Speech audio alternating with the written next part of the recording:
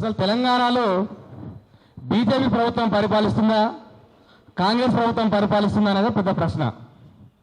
ఎందుకు అంటే ఈ ప్రజాస్వామ్య దేశంలో ప్రతి మనిషికి హక్కులున్నాయి. నా హక్కులకు భంగం కల్పిస్తూ ఒక పాట పాడినందుకు నన్ను రిక్కీ చేసి మఫ్టీలో వచ్చి 2 ఎస్ఐలు 6 మంది కానిస్టేబుల్ నేను ఉంటున్నటువంటి రూమ్ దగ్గరకు వచ్చేసి మీకు పార్సల్ వచ్చిందని చెప్పేసి కిందికి దిగితే నేను షార్ట్ టీ-షర్ట్ వేసుకొని ఉన్నాను. కనీసం ఎటువంటి సమాచారం ఇవ్వకుండా కిందికి దిగంగానే రిక్కీ చేసి మఫ్టీలో వచ్చి ఎత్తుకపోవడం జరిగింది.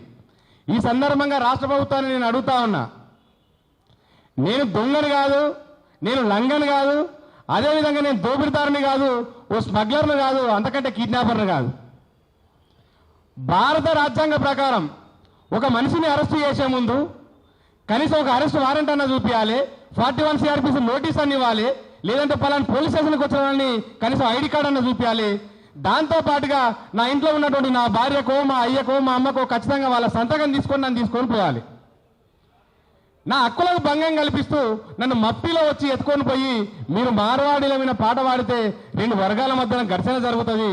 ఈ ఘర్షణ కనుక దారి తీస్తే తెలంగాణలో శాంతి భద్రతలకు విఘాతం కలుగుతాయని చెప్పేసి మఫ్టీలో వచ్చి నన్ను ఎత్తుకొని పోయి ఎంక్వైరీ కోసం నన్ను ఎత్తుకొని పోయి సాయంత్రం 4 గంటల వరకు పోలీస్ స్టేషన్లో కూర్చోబెట్టినటువంటి సందర్భం. తెలంగాణ ఉద్యమంలో పక్కనున్న ఆంధ్రోళ్ళే మమ్మల్ని దోపిడీ చేస్తున్నారు, మా నీళ్లు నియామకాలు నిధులు దోచుకోబోతున్నారన్న క్రమంలోనే ఆంధ్రలో పెత్తనాన్ని సహించక 1200 మంది బిడ్డల బలిదానం చేసి ఇక్కడ తెలంగాణ రాష్ట్రాన్ని సాధించుకుంటే ఇక్కడ ముందు పరిపాలించినటువంటి కేసీఆర్ గారు అధికారంలో ఉన్నప్పుడు మా బతుకులు మారలేదు. ఇప్పుడు ఉన్నటువంటి కాంగ్రెస్ ప్రభుత్వం అధికారంలోకి వస్తే కూడా కనీసం ఇక్కడ బతుకులు మారే పరిస్థితి లేదు. కాబట్టి ఇక్కడ ఎవరైతే తెలంగాణను దోస్తున్నారో, మా సంస్కృతిని విధ్వంసం చేస్తున్నారో ఇక్కడ ఖచ్చితంగా మేము ప్రశ్నిస్తూనే ఉంటాం.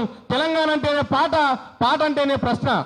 కాబట్టి ఇక్కడ తెలంగాణలో కవులుగా, కళాకారులుగా మా లోపల ఉన్నటువంటి ఆవేశాన్ని మొత్తం మేము పాట రూపకంగానే తెలియజేసే ఇక్కడ ఉన్నటువంటి గడ్డకున్న స్వభావం. ఇక్కడ ఎన్నో ఎర్రజెండ పోరాటాలు వచ్చినాయి. నక్సలిజానికి, నక్సలైట్ ఉద్యమాలకు కూడా ఇక్కడ పునాది చేసినటువంటి గడ్డ.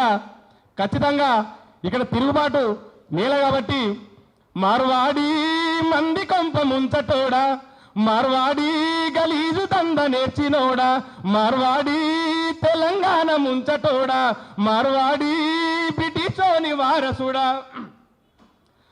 ఊరూరుకు నీ గాడి తెరిచినావు నువ్వు బోడి, బిజినెస్ లో నువ్వు కేడి నీ కండాగుండు మోడి. మార్వాడి మంది కొంప ముంచటోడా, మార్వాడి తెలంగాణ ముంచటోడా, మార్వాడి గలీజు దంద నేర్చినోడా, మార్వాడి బ్రిటిషోని వారసుడా. ఈ పాట పాడినందుకే నన్ను అరెస్ట్ చేయడం జరిగింది. ఈ సభ తీర్మానించినటువంటి అన్ని తీర్మానాలకు నేను కూడా ఏకీభవిస్తూ ఆమోదం తెలుపుతూ నాకు ఇచ్చిన అవకాశాన్ని ముగిస్తా ఉన్నాను.